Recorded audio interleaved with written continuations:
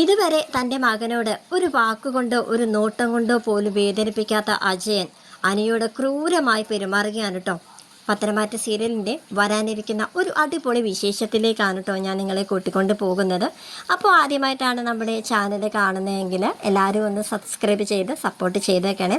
അതുപോലെ തന്നെ വീഡിയോ ഒന്ന് ഹൈപ്പ് ചെയ്ത് സപ്പോർട്ട് ചെയ്യണം കേട്ടോ. താൻ ഒരിക്കലും കാണരുതെന്ന് ആഗ്രഹിച്ച ആളെ അജയൻ കാണുകയാണ് കേട്ടോ. മറ്റാരുടെ ഒപ്പമല്ല നാഗേന്ദ്രനെ കണ്ടത്, അഭിയുടെ ഒപ്പമാണ് കേട്ടോ.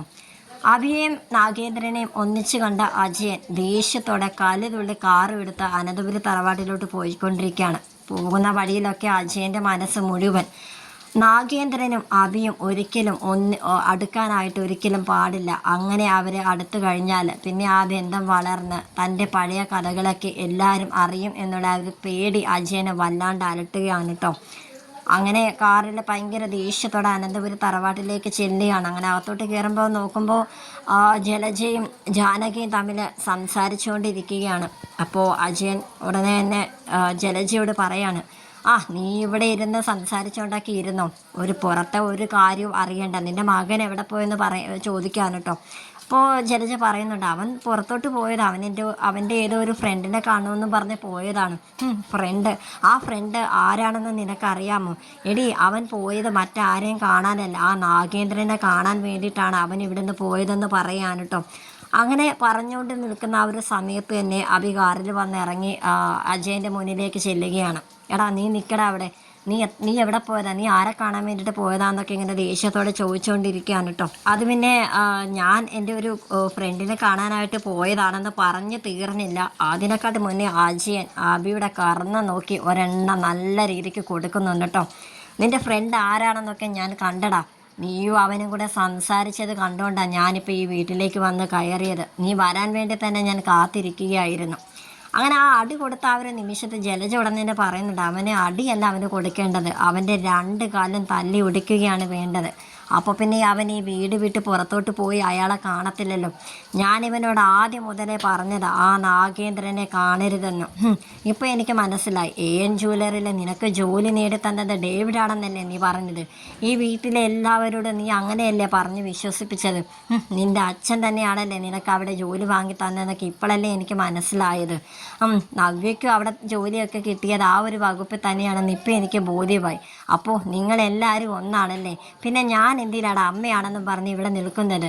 ഞാൻ എങ്ങോട്ടെങ്കിലും ഇറങ്ങി പോകുക. ഇനി എനിക്കിങ്ങനെ ഒരു മകനില്ല. നീ എൻ്റെ വാക്ക് ധിക്കരിച്ചു. ഇത്രയും നാൾ നീ എന്നോട് കള്ളം പറഞ്ഞു. ഞാൻ മാത്രമാണ് നിന്നെയൊക്കെ വളർത്തി ഇവിടം വരെ വലുതാക്കിയത്. എന്നിട്ടിപ്പോൾ നിൻ്റെ അച്ഛൻ വന്നപ്പോൾ നിനക്ക് അങ്ങേരാണല്ലേ വലുത്. അങ്ങനെ ഭയങ്കര ദേഷ്യത്തോടെ ജലജ അബിയുടെ നേരെ സംസാരിച്ചുകൊണ്ടിരിക്കുകയാണ്. ഞാനൊരു കാര്യം പറഞ്ഞേക്കാം, അജയൻ പറയാണ്, ഈ കുടുംബത്തെയും നമ്മുടെ മൂർത്തിസ് ജ്വല്ലറിയെയും നശിപ്പിക്കാനായിട്ട് ഇറങ്ങി തിരിച്ചവനാണ് ആ നാഗേന്ദ്രൻ. ഇപ്പം മാത്രമല്ല, പണ്ടും അവൻ്റെ പരിപാടി അതൊക്കെ തന്നെ ആയിരുന്നു. അതുകൊണ്ടാണല്ലോ അച്ഛൻ ഈ വീട്ടിൽ നിന്ന് അവനെ പുറത്താക്കിയത്. എന്നിട്ടും അവനുമായിട്ട് ബന്ധം സ്ഥാപിക്കാനായിട്ട് ഇവിടെ ആരെങ്കിലും ഇനി നോക്കുന്നുണ്ടെങ്കിൽ അവരുടെ എല്ലാവരുടെ അവസ്ഥ നാഗേന്ദ്രനെ പോലെ തന്നെ ഈ വീട് വിട്ട് ഇറങ്ങുന്നതായിരിക്കും എന്ന് അജയൻ പറയാണ് കേട്ടോ. ഇതുവരെ കാണാത്ത ഒരു അജയനെയാണ് കേട്ടോ എല്ലാവരും ഇപ്പോൾ കണ്ടുകൊണ്ടിരിക്കുന്നത്. അങ്ങനെ അജയൻ്റെ വാക്കുകൾ കേട്ടിട്ട് ഇത്ര മാത്രം ദേഷ്യപ്പെട്ട് ഇതുവരെ അജയനെ ആ വീട്ടിലുള്ള ആ തറവാട്ടിലുള്ള ആരും തന്നെ കണ്ടിട്ടില്ല. അപ്പോൾ ആദർശും ദേവ്യാനിയും കൂടെ പരസ്പരം അങ്ങോട്ടും ഇങ്ങോട്ടും നോക്കുന്നുണ്ട് കേട്ടോ. വേറൊന്നുമല്ല, നാഗേന്ദ്രനെ പണ്ട് ഇറക്കി വിട്ടതുമായിട്ട് ഒരുപാട് കാര്യങ്ങൾ നയനയും ആദർശും കൂടെ അന്വേഷിച്ചറിഞ്ഞതാണ്.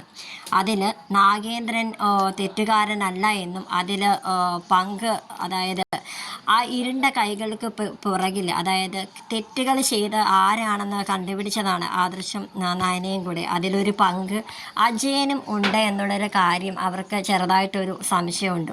പക്ഷെ എന്നാൽ ഈ അജയൻ ഇപ്പോൾ കിടന്ന് കാണിക്കുന്ന ആ ഒരു ദേഷ്യവും പെരുമാറ്റവും ഒക്കെ കണ്ടിട്ട് അജയൻ തന്നെയാണ് അന്ന് ചെയ്ത തെറ്റുകളിലെല്ലാം പിന്നിലെന്ന് ആദർശ് ഉറപ്പിക്കുന്നുണ്ട് കേട്ടോ.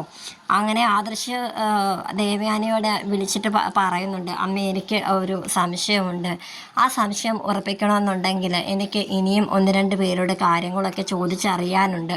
അജയനാണെങ്കിൽ ഇത്രയ്ക്ക് വയലൻ്റ് ആവാനായിട്ട് എന്താ കാര്യം അമ്മയെന്നൊക്കെ ഇങ്ങനെ പറയാൻ കേട്ടോ.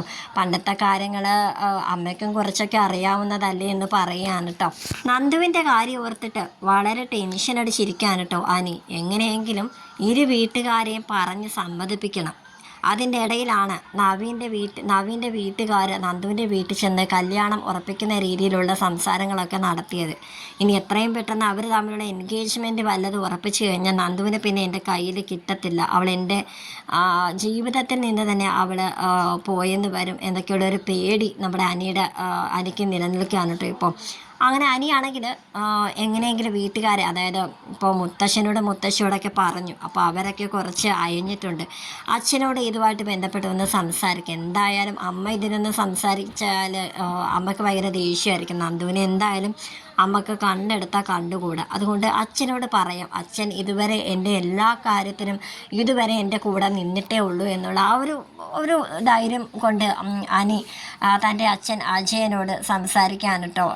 അച്ഛൻ എനിക്കൊരു കാര്യം പറയാനുണ്ടെന്ന് പറയാൻ കേട്ടോ. അങ്ങനെ അവൻ നന്ദുവിൻ്റെ കാര്യം പറഞ്ഞ് തീർന്നില്ല. ഉടനെ തന്നെ നമ്മുടെ അനിയുടെ മുഖത്ത് നോക്കി രൂക്ഷമായിട്ട് ഇതുവരെ അവൻ കാണാത്ത അവൻ്റെ ഒരു അച്ഛനായിരുന്നു കേട്ടോ. ആ ഒരു സമയത്ത് ഭയങ്കര ദേഷ്യപ്പെട്ട് അവനോട് സംസാരിക്കണം. ഇനി മേലാ നീ നന്ദുവിൻ്റെ കാര്യം ഈ വീട്ടിൽ നീ ശബ്ദിച്ച് പോവരുത്. അറിയാലോ, അവൾക്കിപ്പോൾ നല്ലൊരു ആലോചനയാണ് വന്നിരിക്കുന്നത്. നവീൻ നല്ല പേരുകേട്ട ഒരു വക്കീലാണ്. അവർ രണ്ടിനും കൂടെ കല്യാണം കഴിച്ച് അവർ സുഖമായിട്ട് ജീവിച്ചോളും. നിനക്ക് ഞങ്ങൾ കണ്ടുപിടിച്ച് തന്നിട്ടുള്ളതാണ് അവന്തിക മോളെ.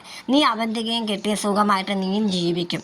അത് മതി. അല്ലാതെ നീ ഇനി മേല നന്ദുവിൻ്റെ കാര്യം പറഞ്ഞ് ഇനി മേലെ എൻ്റെ മുന്നിൽ വന്നു പോകരുതെന്ന് പറയാൻ കേട്ടോ. ഇതൊക്കെ അജയൻ ഇങ്ങനെ പറഞ്ഞുകൊണ്ടിരിക്കുന്ന ഒക്കെ സമയത്ത് അനി ചിന്തിക്കുകയാണ്, അച്ഛൻ തന്നെയാണ് ഈ സംസാരിക്കുന്നത് എന്നോട്. കാരണം ഇതുവരെ തൻ്റെ അച്ഛൻ തന്നോട് എതിർത്ത് ഒരു വാക്കുപോലും പറഞ്ഞിട്ടില്ല. തൻ്റെ എല്ലാ ഇഷ്ടങ്ങളും അച്ഛൻ നടത്തി തന്നിട്ട് ഉള്ളൂ.